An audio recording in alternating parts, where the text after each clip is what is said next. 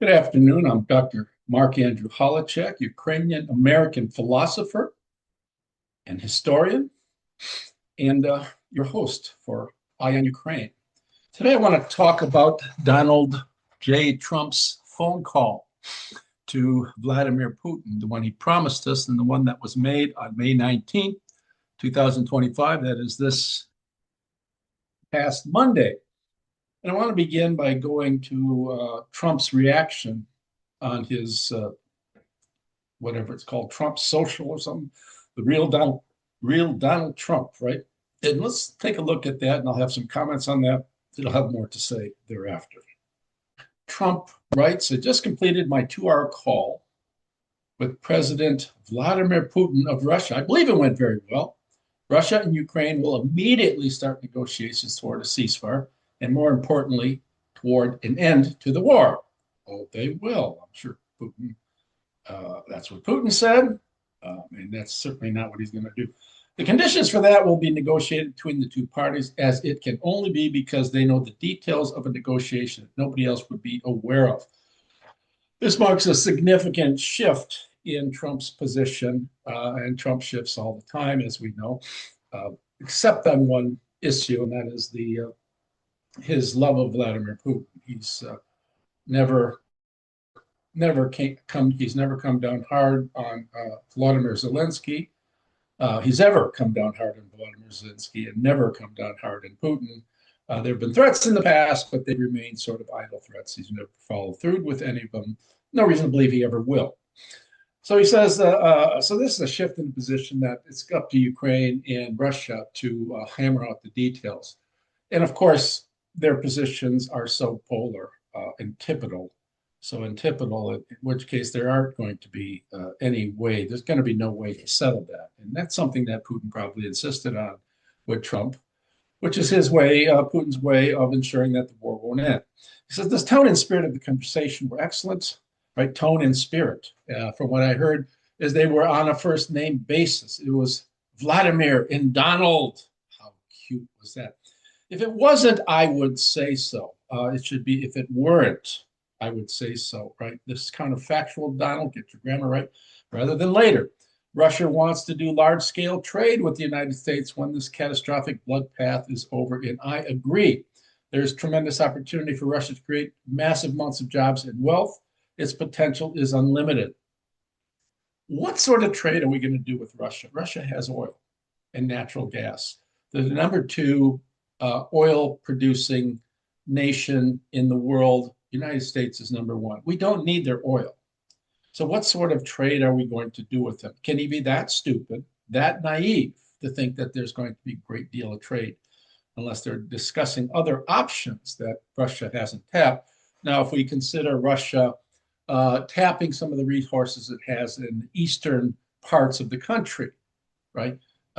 There's undoubtedly large amounts of unexplored natural resources there, but it's going to take decades for Russia to tap them. And they're spending so many millions and millions and millions of dollars on this war. They can't work on infrastructure. They can't work on mining their resources and so forth. All right. Likewise, Ukraine can be a great beneficiary on trade in the process of rebuilding its country. Negotiations between Russia and Ukraine will begin immediately. Well, I'm sure Putin has said that. There's going to be no negotiating going on whatsoever.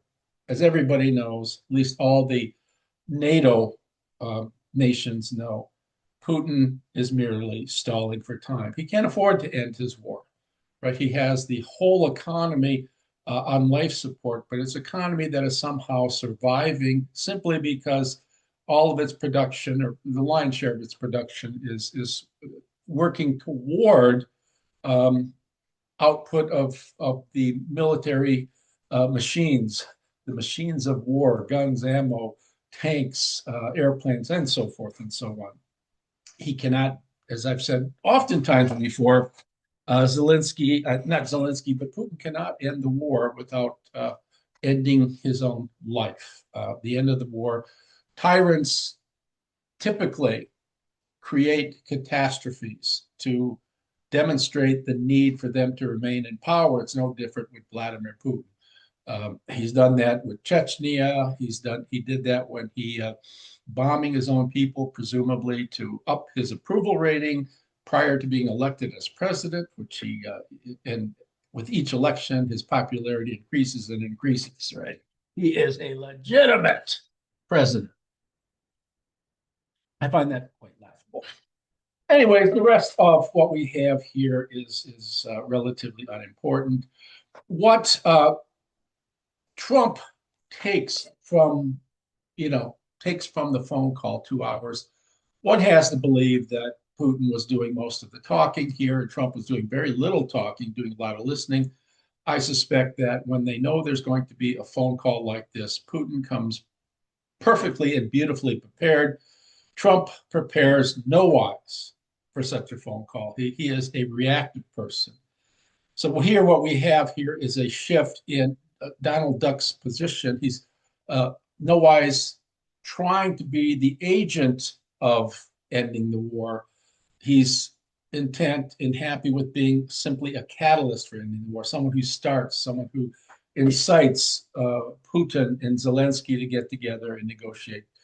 It'll never happen because Putin wants the four oblasts, that he hasn't even, of which he doesn't even have complete control, and he wants Crimea, presumably wants more lands. And once, if the economy ever could recover, and I don't see it recovering for decades, he will probably, if he still stays in power, he'll probably go for the rest of Ukraine again at some point. So Donald Duck, the orange-faced president of the United States, winds up saying after the phone call that he trusts Vladimir Vladimirovich Putin. When Putin says, I want the war to end, of course Putin wants the war to end. He wants it to end in his terms. Ideally, it will end when Russia occupies the whole of Ukraine, brings Ukraine back to the big Russian bear, the arms of the big Russian bear. So clearly he wants the war to end, but he wants it to end on his terms, right? And then Donald Duck winds up saying, at some point, our war, it's not our soldiers. It's the great America first, that he's been preaching, the America first thesis that he's been preaching since his presidency, which is a ridiculous thesis. You see the MAGA morons repeating this over and over and over again. There's no such thing as isolationism when you've got an economy the size of America's. The interaction, the global interaction of nations, especially the larger nations, the more powerful nations, economically, as politically and militarily, the global interactions of nations is just too intermeshed, right? There's a skein in some sense, and you can't just say America first. We're going to look at America's interests only in isolation from the rest of the countries like Russia and China. As I said before, the interaction between Russia and the United States economically has been minimal. We don't need anything that they have to offer. We don't need their oil. We have our own oil. So how Putin can convince Trump that Russia, which is an economy that is moribund, which is on one leg, if that, one half of one leg, can in years ahead, or even immediately, somehow contribute to a thriving U.S. economy, he had to do some juggling there to convince Trump. I just don't know how stupid a person can be. One thing I'd say about Trump, he provides a lot of fodder, a lot of fuel, whatever the metaphor you want to say, for the people in the media, for critics, for political theorists, to analyze, to look over, to inspect. It doesn't take much analysis to show that the man is a fool. The man does not know what he's doing. Now we have Marco Rubio saying he believes that right now, if you start threatening sanctions, right, this is why, Trump has threatened Russia, if you don't behave, we're going to impose a lot of sanctions on you. So your shadow fleet and so forth won't be able to move oil to other countries. And it's going to be disastrous. And we can do that if we wanted to right now. But Rubio says he believes that right now, if you start threatening sanctions, the Russians will stop talking. There's value in us being able to talk with them and drive them to get to the table. There's no talking to be done. When Witkoff, who's the real estate moron, went to talk with Putin. He had Putin, a couple high-end advisors and politicians with Putin, and an interpreter assigned to Witkoff. Witkoff didn't even come with a team, didn't even come with his own people, did not come with a strategy. Typical Trump, right? Sending someone who has no experience to go in and negotiate with one of the most important people on the planet at that particular time, Vladimir Putin, right? Getting them to the table is ridiculous. This guy, Putin, has no desire to come to the table. He wants to continue the war. I've said that 100 times already. He has to continue, or he'll be deposed and executed. He knows that. He's got to show something for his efforts. One thing he does have going for him, and this is his plan, is that he has time in some sense, right? His military is flagging, his resources are flagging, but he's a dictator, and he's been a dictator for 25 years, and dictators have time so long as they threaten the people or keep people sufficiently fearful. So J.D. Vance talks about we need to forget the past and move forward. What a brilliant insight. Let's forget what he's done to the Chechens, what Putin's done to the Chechens and so forth. Let's forget what he's done to Georgia, annihilating Georgia. Let's forget what he's done to Ukraine in 2014, the Crimea and the Donbass. It says Vance, I know the president's willing to do that, forget the past and move forward, but if Russia's not willing to do that, then we're eventually just going to have to say, this is not our war. It's Joe Biden's war. Again, let's always blame every fucking thing that happens that turns out wrong for Trump, and just about everything he does turns out wrong. It's Joe Biden's fault. He says, it's Joe Biden's war. It's Vladimir Putin's war. It's not our war. And by our war, I don't think he means America's war. It's not Trump's war. We're going to try and end it, but if we can't end it, we're eventually going to say, you know what? This was worth a try, but we're not going to do it anyway. Constant threat by Trump and his team that if you don't play the game my way or end the war immediately so I can get Pulitzer Prize, then, right, we're going to back off and not help anymore. It doesn't seem the United States hasn't been doing, under the Trump administration, has been doing nothing to help Ukraine. There's no promise of any future military aid, and the United States is seemingly doing very little.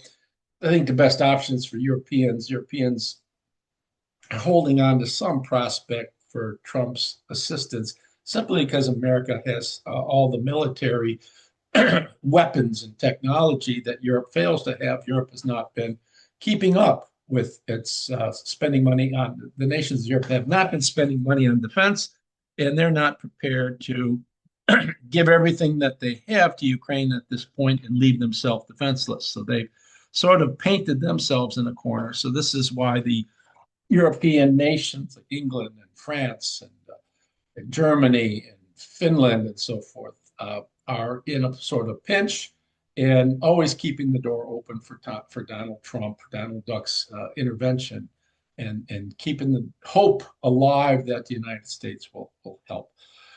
All this is going on. Whatever happened to this great minerals deal of April 30, 2025? We signed a minerals deal, Ukraine did, that was seemingly advantageous to both parties. It wasn't a complete sellout of Ukraine to the United States, making Ukraine a puppet state to the US.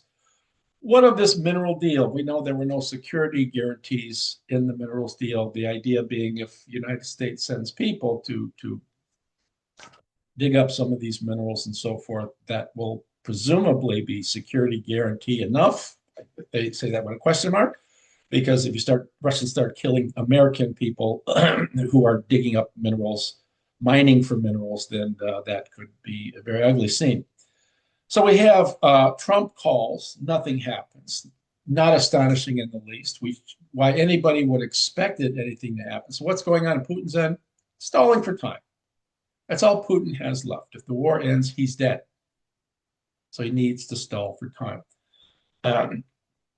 Peskov, Dmitry Peskov, one of the big boys at Putin's table, says, agreeing to peace is not something that can be done flippantly. We need to really think this through carefully, so we can't just sign any agreement whatsoever. to not even a ceasefire until all the minutiae are are disclosed and agreed on and so forth. Um, Clearly, one of the favorite lines is always, there can be no peace deal until we get at the root causes. The root causes are agreement by Ukraine that Zelensky is not a legitimate leader, that Ukraine is not a real nation. Ukraine belongs to Russia, and Russia has every right to take it back by military force, right? And if it, given that it can't do that, uh, Ukraine needs at very least to stay neutral and not become a member of NATO. So again, Russia is taking a very hard line here. They're not even hiding it, where in the past they were trying to hide what they're aiming to do. No more special military operation. We're going in. It's war. We want to take all of Ukraine. It's very strange to me that Russia's taking such a hard line. I should say it's not strange. To me, it's a sign of economic desperation. It's a sign that Putin has some idea. Now Putin is a savvy enough dictator to surround himself with sycophantic people that'll kiss his ass and say what he wants to say, similar to what Donald Trump has been doing. Surround himself with people that, unlike he didn't do this his first time as president, but he surrounded himself with people that just will agree with everything he says. Yes, sir, three bags full. And people who do that are generally going to be, Stalin was a perfect example, are generally going to be deceived throughout their rule. People who are at the head of some business or other military operations, for example, generals are going to tell Putin everything is going according to plan. If they don't tell him that, they'll be removed and possibly even executed. And that's just the way things are done in Russia. So people are afraid. They were tremendously afraid in Stalin's day because there were all these purges in the 1930s of so many prominent Russian people because of Stalin's paranoia. And Putin, too, has great paranoia. What happened in the phone conversation from Russia's perspective, we have a leak from Yuri Yushakov, another player in Putin's team, that really he was trying to convince Donald Trump, tell Donald Trump that just prior to the Great Parade for the Great Patriotic War that Russia had a week ago or so, there were all sorts of egregious military activities, drones, and missiles that were being Storm Shadow missile attacks that were headed towards the square, Russia's Victory Day celebration. So Russia had to preoccupy itself with Ukrainian aggression. Now, clearly, none of that is true, but Russia doesn't, Russia, they live through lies. Just about everything that comes out of Russian media is a lie, right? So when we consider all things from the phone conversation, nothing happened. We need not be astonished at that. And we need to understand that Ukraine cannot expect any assistance from Donald Trump. Donald Trump is a Russian asset. Putin has got some substantial dirt on him. If not, and I suspect that he does have dirt, essentially a large amount of dirt on Trump. Trump just likes Putin, and he's not going to inculpate him for any of the bad things. He's not going to say that he caused the war or anything. He doesn't want to ruffle his feathers or hurt Vladdy's feelings. We can't expect any assistance from Ukraine. Ukraine has to turn to the rest of the NATO nations, a coalition of the willing minus the United States. So a phone call, Trump calls, Putin stalls. That's the gist of what went on. And if you like this video, I'll be doing more, try to do one every week or so. And if you like the video, please like it and share it with other people. And I will see you later again. TTFN. Ta-ta for now.